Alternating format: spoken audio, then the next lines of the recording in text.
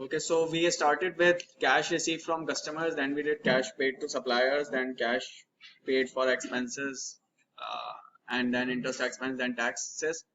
And now we are moving on to cash flow from financing activities. That includes cash received on borrowing or cash paid on paying back amounts, and also cash paid in dividends. So just revising a simple concept again that we have discussed earlier as well, that dividend payment is the payment or is the distribution of remaining cash flows or the cash flows that are, or income that the company has earned. From the income, some amount is distributed as dividends and other amount is retained as reserve or goes into retained earnings. That means a change in retained earnings would be impacted by two components, that is net income and dividends.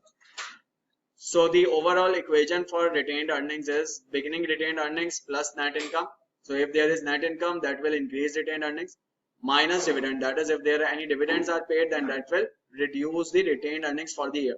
So beginning retained earnings plus retained earnings for the year, that is net income minus dividend, equals to ending retained earnings. So I can get beginning and ending retained earnings from balance sheets, and I can get net income from income statement. And if I have these three items, I can easily calculate dividends for the year.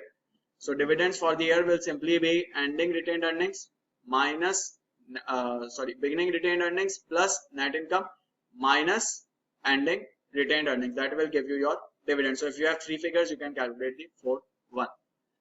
Again, if for dividends you are not paying it during the year, or if for dividends again you have dividends payable account, then same concept will be used, that is dividend expense or for the year minus increase in current liabilities, that is dividend payable.